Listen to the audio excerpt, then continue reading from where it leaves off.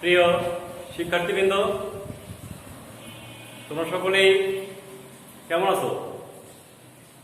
আশা করি ভালো আছো। আমিও ভালো আছি। গরিবেরচর মাধ্যমিক বিদ্যালয়ের অনলাইন স্কুলের পক্ষ থেকে আমি নারায়ণচন্দ্র রায়, ট্রেড ইনস্ট্রাক্টর, ড্রেস মেকিং, তোমাদের সকলকে স্বাগতম জানাচ্ছি। আজ আমি নবম শ্রেণীর ভোকেশনাল শাখা ড্রেস মেকিং 2 নিয়ে তোমাদের সাথে আলোচনা করব। আজকের আলোচ্য বিষয় অধ্যায় প্রথম, সিলেবাস লাইনের ফ্লোচার্ট। আমরা একটি সিলেবাস কিভাবে সেলাই করতে হয় সেই ধাপগুলো সম্পর্কে জেনেছি।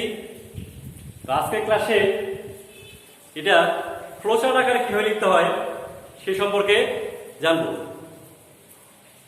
আজকে ফ্লোচার্ট সম্পর্কে জানবো। ফ্লোচার্ট আজকে ফ্লোচার্টটি হলো সিলেবাস তৈরি। তো সকলে লক্ষ্য করো বোর্ডের দিকে, প্রথমে লেখা আছে সিলেবাস। এই সিলেবাস কথাটি সবার উপরে লিখতে হবে। তোমরা এভাবে বক্স করে লিখতে পারো, এমনিতেও লিখতে পারো। তবে এমনিতে লিখলে অবশ্যই ফাঁকা ফাঁকা করে লিখবে যেন সুন্দর দেখা যায়। তবে সিস্টেমটি এইভাবে আমি যেভাবে দিয়েছি এইভাবেই দিতে হবে। তোমরা আমার এই বোর্ডের লেখাটির সাথে বোর্ড বইয়ের লেখাটি মিলিয়ে নিতে পারো। বোর্ড বইয়ে সুন্দরভাবে দেওয়া আছে, সেটি তোমরা অনুসরণ করতে পারো। তো তোমাদের সুবিধার্থে আমি এটি লিখেছি। দেখো, প্রথমে কি দিতে হবে? সেলোয়ার। সেলোয়ারের পর এভাবে টান দিবে, টান দিয়ে লিখবে বাম পার্ট। আমরা এই সেলোয়ারটি দেখো চিত্রে দেখতে পাচ্ছ। ইতিপূর্বে তোমরা সেলোয়ার সম্পর্কে জেনেছো। সেলোয়ারের পার্ট যদি আমরা বিভাগে বিভক্ত করতে পারি, তো একটাকে আমরা বাম করতে পারি, একটাকে ডান পার্ট করতে পারি। প্রথমে এখানে লেখা আছে বাম পার্ট। প্রথম যে পার্টটি সেটা হলো বাম পার্ট। এরপর দেখো মাঝখানে দিয়েছি ডান পার্ট, এটাকে বলা হবে ডান পার্ট। এরপর দিয়েছি হলো হিপ পার্ট। এটা হলো বাম পার্ট, ডান পার্ট এবং উপরে হলো হিপ পার্ট। এই মোটামুটি 3টি পার্টে আমরা ফ্লোচার্টটি লেখার চেষ্টা করব এবং এইভাবে লিখতে হবে। তো প্রথমে আমরা বাম পার্টটি দেখি। বাম পার্টটিতে আমরা এর আগে দেখেছিলাম মধ্য পার্টের সাথে বাম দিকে সাইড পার্ট সেলাই করা। মধ্য পার্টের সাথে এই যে আমরা পার্টটি দেখেছি, এই যে তোমরা চিত্র লক্ষ্য করো, আমরা ইতিপূর্বে তোমাদের দেখানো হয়েছে এখানে একটি মেইন পার্ট আছে, বড় পার্ট। এই ঠিক এরকম এরকম চালা ছিল, এরকম। এটাকে বলা হয়েছে মেইন পার্ট বা মধ্য পার্ট, বাম পাশে মধ্য পার্ট। আমরা যেহেতু বাম অংশ নিয়ে কথা বলতেছি, সেক্ষেত্রে এটা বাম পাশে মধ্য পার্ট। এই বাম পাশে মধ্য পার্টের সাথে বাম দিকে সাইড পার্ট সেলাই করা হবে। আমরা তোমাদের আগের ক্লাসে দেখাইছি এটাকে, যদি আমরা এটাকে মিডল পার্ট বা মধ্য পার্ট ধরি, যে মধ্য পার্টের সাথে ডান দিকে সাইড পার্ট সেলাই করা। এই পার্ট সাথে আমরা এই পার্টটি করছিলাম, আগে সেলাই করেছিলাম এই দুটো এইভাবে এইভাবে এই অবস্থায় সেলাই করা দেখিয়েছিলাম। এই বরাবর কি হবে সেলাই, এই কথাটি এখানে লেখা হয়েছে মধ্য পার্টের সাথে বাম দিকে সাইড পার্ট সেলাই করা। এরপর অনুরূপভাবে মধ্য পার্টের সাথে ডান দিকে সাইড পার্ট সেলাই করা, একটা বাম দিকে একটা ডান দিকে। ঠিক এইভাবে তোমরা লিখবে, যেভাবে একটা পর একটা দেওয়া আছে ঠিক এইভাবে লিখতে হবে। প্রথমে মধ্য পার্টের সাথে বাম দিকে সাইড পার্ট সেলাই, এরপরে মধ্য পার্টের সাথে ডান দিকে সাইড পার্ট সেলাই। এরপর কি করতে হবে? আমরা ডান পার্টটাও ঠিক একই করতে হবে। ডান পাশে যে মধ্য পার্টটি আছে, মধ্য পার্টের সাথে বাম দিকে সাইড পার্টটি সেলাই করে দিতে হবে। এক কথায় এই ডান পার্টটি, বাম পার্টটি যদি সেলাই হওয়ার পর আমরা ডান পার্টে গেলাম।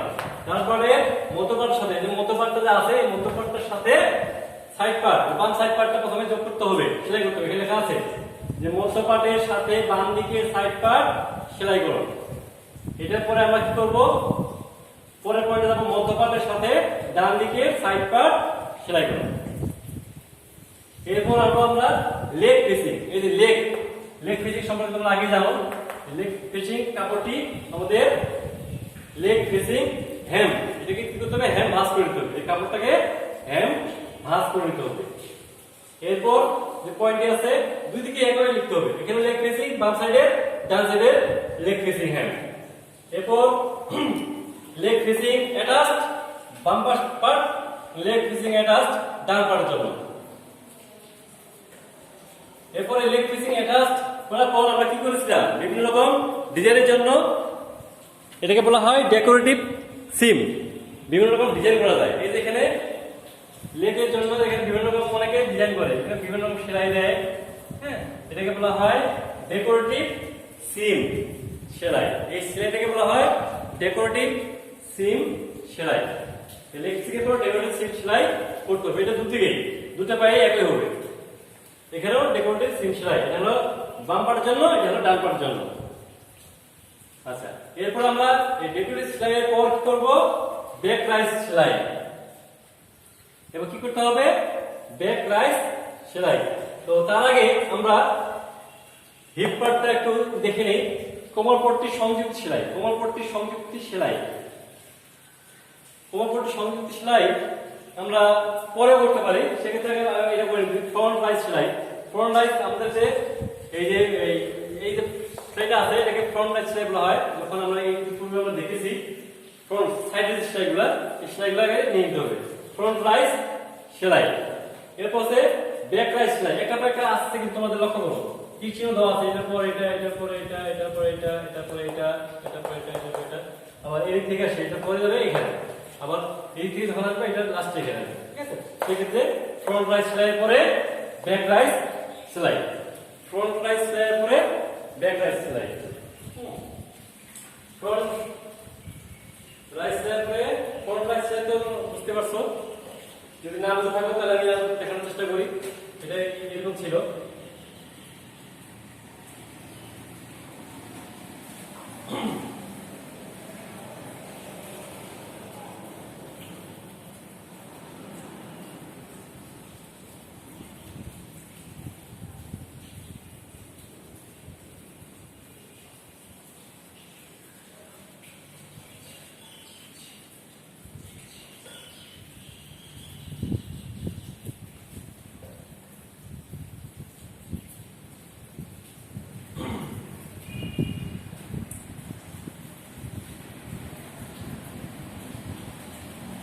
তোমরা বোঝার জন্য চিত্র দিচ্ছি, এটা অনেকটা বুঝতে পারবে। এই যে এখানে যে সেলাই করা হয়, এটাকে বলা হয়েছে ফ্রন্ট রাইস সেলাই। এরপর ব্যাক রাইস সেলাই। এইটা আর এই দুটো যোগ করে যে সেলাইটা হবে সেটাকে বলা হবে ব্যাক রাইস সেলাই। প্রথমে ফ্রন্ট রাইস সেলাই, এরপর হলো ব্যাক রাইস সেলাই। একটা পয়েন্ট লিখবে কিন্তু। এরপরে ইনসিম বা ক্রস সিম, এই দুটো পার্ট আছে। এই যে কোথায়, এই যে এখানে সেটাকে বলা হয় ইনসিম বা ক্রস সিম সেলাই। এরপর ইনসিম সেলাই, এই ইনসিম সেলাই করতে হবে। এরপরে কুচি, কুচি এই কাপড়টাকে কি করতে হবে, কুচি দেওয়া হয়েছে।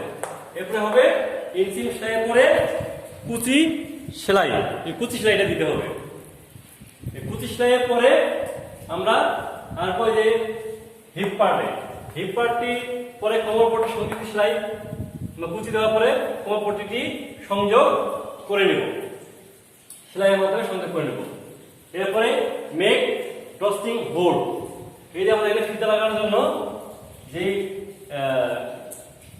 তৈরি করা হয়, ফিতা লাগার জন্য যে ঘাট তৈরি করা হয়, হ্যাঁ, এটাকে বলা হয় হোল।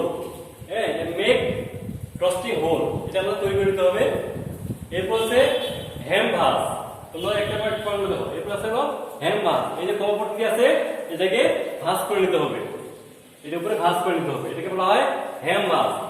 তারপরে আছে হেম সেলাই। হেম ভাঁজ করার পরে কি করতে হবে, হেম সেলাই করতে হবে, হেম সেলাই। এই হেম সেলাই করার পরে আমাদের কি করতে হবে, হেম সেলাই করার পরে এটা আমাদের ওকে হয়ে গেল। এরপরে কি করতে হবে, আমাদের হিপ পার্ট এবং বডি পার্ট সংযুক্তি, অর্থাৎ যে উপরে কোমর পট্টিটি আছে এবং বডি পার্টটা যা আছে এই দুটো পার্টকে কি করতে হবে আমাদের সংযুক্ত সেলাই। সংযুক্ত সেলাই করলে আমাদের কি হয়ে যাবে, আমাদের সালোয়ার তৈরি হয়ে যাবে। তো এই যে তোমরা দেখলে সালোয়ার তৈরির যে ফ্লো চার্ট ঠিক এভাবে লিখতে হবে, একটার পরে একটা পয়েন্ট লিখতে হবে, একটা এদিক ওদিক করা যাবে না। সালোয়ার প্রথমে লিখে বাম পার্ট, ডান পার্ট, হিপ পার্ট, প্রথমে পার্টের নাম দিয়ে দিবে, তারপর মধ্য পার্ট, বাম পাশের মধ্য পার্টের সাথে সাইড পার্ট, বাম সাইড পার্ট, ডান সাইড পার্ট যোগ, ঠিক অনুরূপভাবে ডান পাশে একই হবে। এইভাবে একটার পরে একটা পয়েন্ট লিখতে হবে এবং এই প্রচার দেওয়ার সময় কোনো চিত্রের প্রয়োজন হবে না। আমি যে চিত্রটি দিয়েছিলাম এটি তোমাদের বোঝানোর স্বার্থে দিয়েছি। তোমরা যখন এই ফ্লোচার্টটি লিখবে কোনো প্রকার চিত্র দেবে না। আমি যেভাবে লিখেছি ঠিক এভাবেই দিবে। তোমরা বোর্ড বইটি ফলো করতে পারো, বোর্ড বই সুন্দরভাবে দেওয়া আছে, বোর্ড বইটি ফলো করবে এবং অনুসরণ হিসেবে আমার এই লেখাটি অনুসরণ করতে পারো। তো শিক্ষার্থী বন্ধুরা, আজকে তোমরা কিভাবে একটি সালোয়ার তৈরির ফ্লোচার্ট লিখতে হয় সেই সম্পর্কে জানলে। এটি তোমরা বাসায় লিখবে এবং মুখস্থ করবে। তো আজকে এ পর্যন্তই। তোমরা সকলে ভালো থেকো, সুস্থ থেকো, সকলকে ধন্যবাদ।